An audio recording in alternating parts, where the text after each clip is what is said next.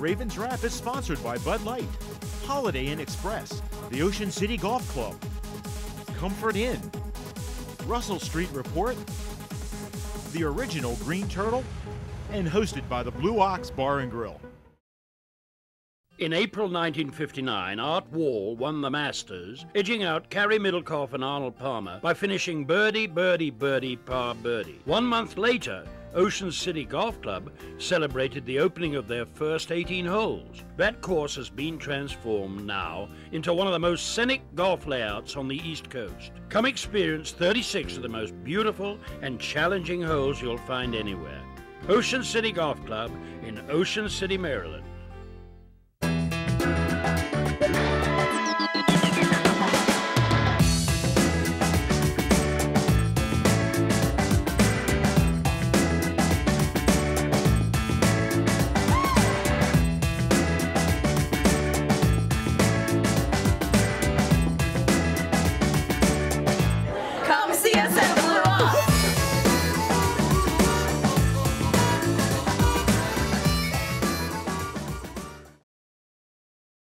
Welcome back in. It's a special playoff edition of the original Green Turtles Ravens Wrap Show right here on Comcast Beach TV and Delmarva's Rock Radio 93.5 The Beach. Don't forget, the radio version of this show can be heard Sundays at 11 a.m. Of course, the kickoff at 1 o'clock. The Ravens and the Indianapolis Ursays, we're not calling them the C word. We're not doing it. Anyway. Depends what C word. Well, yeah, well, I think it's just as bad. So anyway, it's 12:30 is the pregame show, but 11 o'clock our show airs 11 to 12. Yeah, I got to watch that. I wasn't even thinking about that. Anyway, welcome back in. Mike Bradley, John Gehrig, Steve Slaza, special guest back for a second time around. Billy Carter, BJ's on the wall. Representing the Redskins. Both times he's been here, he's just dressed completely, I don't know, poorly well, dressed. Yeah. Look at this guy. Again, we can't get him into dress code. I'm dressed exactly the way Papo was dressed yesterday, and Tommy and Chad that's right. at BJ's. We understand there's a bet. Billy, what was the wager and what happened exactly? Well, the wager was when the Redskins played the Ravens, if the Redskins won, Steve, Tommy, and Chad, representing the Green Turtle, had to come into BJ's and sing Hail to the Redskins with their full-on regalia of Redskins uniform. And they did a great job. They're class acts, and they held up their end of the bet. And if, as I did 4 years ago, we had the same bet, and I lost, obviously, and I tended bar at the Turtle for Ravens-Tennessee playoff game. Okay. And it was the longest game in NFL history, believe me. So it took 4 years to get back, but they did a great job. Congratulations. A lot of people came in and saw them, and it was a good deal. Good bet. Hopefully we're going to have that bet again coming up in a couple of weeks. Yeah, that'd be great. I mean, a Ravens chance to get them back. Ravens-Redskins Super Bowl would be great. As we mentioned, segment one, we didn't get an Orioles-Nationals World Series, but if we can get a Super Bowl, that would be great. And bragging rights on Coastal Highway and I-95, 295, the Beltways. That would be neat. That would be neat stuff. Well, as I did in the first segment a little bit, and this will be the last of all the numbers. As I mentioned, I'd like on our first playoff edition to mention some of the accomplishments of the Ravens. And just to go back this year, a couple of numbers that stick out here. Dennis Pitta has 7 touchdown catches, tying Todd Heap back in 2005 for the most by a Ravens tight end in a single season. 4th-round draft pick, folks, back in 2010. He's done a really good job. 9 sacks. That's a career best and team high for outside linebacker Paul Kruger. 7.5, which came in the final 8 games of the season. Much needed, certainly, to help out Terrell Suggs, who's still not obviously 100%. 21-3. That's a Ravens home record over the past 3 seasons. Wow. 47.1. That's a gross punting average by punter Sam Cook this season, setting a Ravens single-season record again. Also, 1541. Career interception return yards by safety Ed Reed, an NFL record he set this year. 61 picks in his 11 pro seasons, including 4 for 78 return yards and a touchdown during this year's campaign. So, again, more numbers to rave about. I can go on and on here in the John Harbaugh era. All good stuff since 2008. Second most total wins just behind the Patriots. We talked about the playoff first. So, again, we're very fortunate, despite all the criticism. I can't believe I was actually taking calls, guys, on the fan up in Baltimore about Ozzie Newsome and his drafting the last couple of years because of some of the issues we've had defensively with Cody and obviously Kendall not seeing the field. But all in all, you look at this. You look at the depth of this team. Look at what we did against Cincinnati, holding out a bunch of guys early on in the game. and yet we're still competitive, lose 23-17. So, you know, it's ridiculous to me to get too negative about this franchise. Yeah, there's a lot of good young talent, and you can't.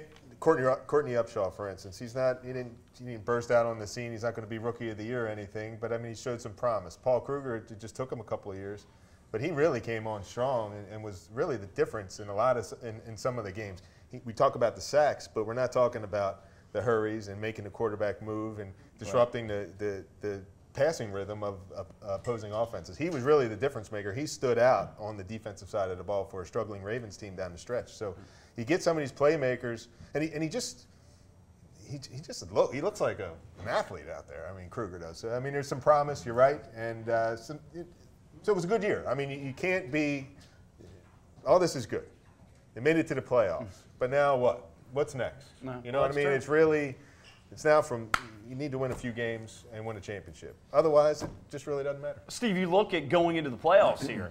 Team that's getting healthy. Everybody, as of this taping on Wednesday, everybody showed up, was healthy for practice today. Okay, so that works out. Well, you look at the depth. We've had to go into fourth and fifth string guys who've gotten experience. So they're there if we need them for the playoffs. I think it's perfect timing for the defense, which, you know, again, if they can do anything to help us out, you know, in the playoffs, it's great. They're getting healthy at the right time. And with the depth, with the experience, I feel better than obviously we did earlier in the year.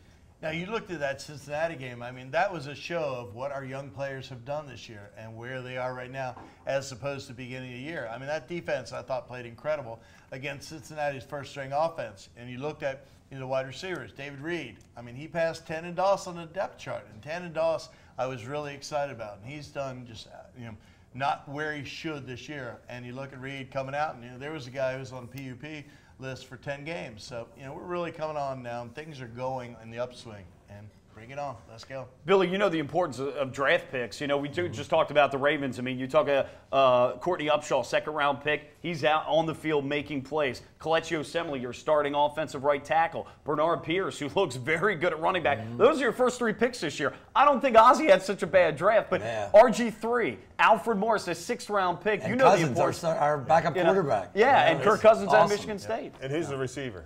Got later as a rookie. Oh, that's right, yeah. Speed guy. Yeah, Jordan. What's his name? Anyway, you have a receiver that's a rookie. And he's done all right. Yeah, he's done all right. His name escapes me right now too. But I see, I'm a little bit foggy now because we're not used to worrying about games in January. I've usually moved on to basketball by now. And I'm watching Maryland Terps playing basketball. That's but right. I actually thought it was. I got a delivery today. FedEx, and it was my playoff tickets, and I thought there was a mistake. I'm thinking, what? And then I remembered, we're in the playoffs. Yeah. It's been a while, but hats off to the Redskin fans. We've hung in there a long time waiting for this day, and we've had a great year. The game Sunday against Dallas was one of our best games. It was almost like our Super Bowl, but I have to hand it to you. I found myself rooting for the Ravens 2 weeks ago when you guys played the Giants, and you did a great job. I thank you for that one. But we needed that too. So I'm a Ravens fan now too because it would be great to see. We're on the same page for once. Until we get to the Super Bowl. But I'd love to see the Ravens and Redskins in the Super Bowl. I mean, I think everyone in this area would. But so it's going to be a big time doubleheader this week with you guys against the Colts. I think you can beat the Colts. And Seattle, we're going to have a rough time with Seattle. Seattle's got a great team. They're undefeated at home.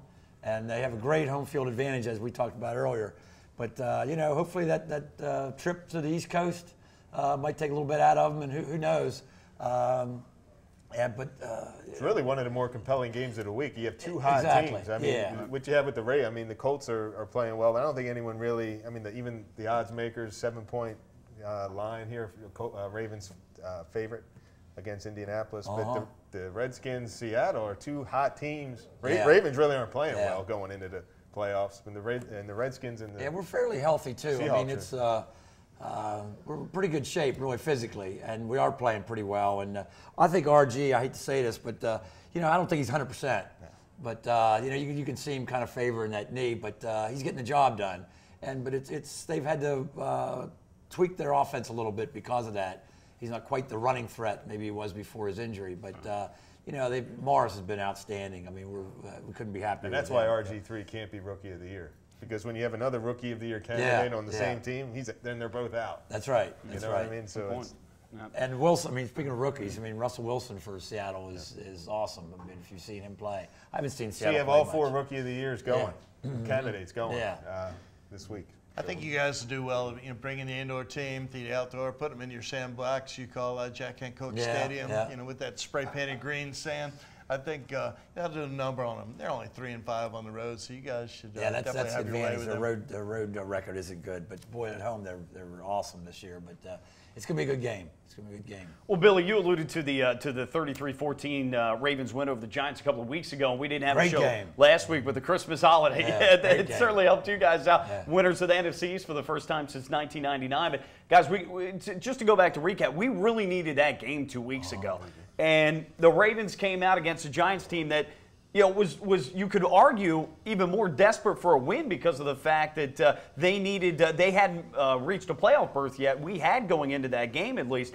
But we come out, we win that game 33-14. We put up 533 total yards of offense, 36 more plays, 19 more minutes of possession of the ball. And as I broke it down between the Denver game and the Giants game, we went from averaging 2.7 yards on first down to 4.3. They really bounced back in that game. That's what secured us the AFC North division title for the second straight year. And John, offensively, we needed to get back on track. So get your thoughts on that, and also Steve as well. But then last week against the Bengals, we decided to rest a lot of guys. Was that smart, or for the healthy guys, or I don't think this is an offense that could just turn it on and off like a switch. So get your thoughts on all that. So the Ravens haven't played well. They lost a few games in a row, but they hadn't really played well for 7 or 8 games. I mean, it was hidden by fluky wins on 4th and 29 with a 1-yard pass. You know what I mean? We win the game. So a lot of hidden problems. There's a lot of poop in the toilet that we just sprayed. So we didn't really flush. That's one way of looking at it. But my point is, the Ravens were 9-2. John Harbaugh needs to say, and I'm sure the players were lobbying for a week off against Cincinnati. It didn't mean anything. But momentum's important in football. I understand why he rested the guys. I understand why the guys wanted to be rested. But that 9-2, you saw what happened to Houston. They completely collapsed. You play to the buzzer, and they could have earned a bye. If the Ravens would have played and done their job, they could have earned a bye themselves. So I believe you get the guys out there and you keep the momentum going. Cincinnati is hot. That is a good playoff barometer. They're a hot team with one of the best defenses in the league. Completely underrated right now. So, the Giants was a great win. They ran the ball. I think they needed to come back the next week against a playoff team and spank them in their place. And I think that would have done a lot for the psyche. Instead of just saying, well, we don't need this game. We've seen this happen time and time again, where teams take a week off and just fold in the playoffs. Steve, I don't want to cut you short, so we're going to come back, get your thoughts in the next segment. We'll talk about that. We'll talk about all the playoff matchups. We'll also talk about the Ravens in Indianapolis on Sunday, 1 o'clock, 5th straight year in the playoffs. More of the Ravens Wrap Show on Comcast Beach TV and Delmarva's Rock Radio, 93.5 The Beach. We're back after this.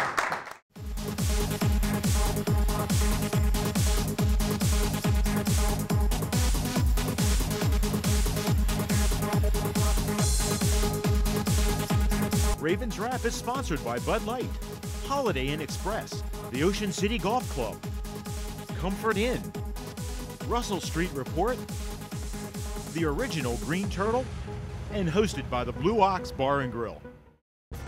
Welcome to the Comfort Inn Gold Coast. Conveniently located just 1 block from the beach and adjacent to shopping at the Gold Coast Mall and the movie theater. Newly renovated and open year-round with a marvelous bayfront view. Visit us on the web at comfortgoldcoast.com and see our hot deals and great golf packages, or simply call our direct reservation line to plan your stay.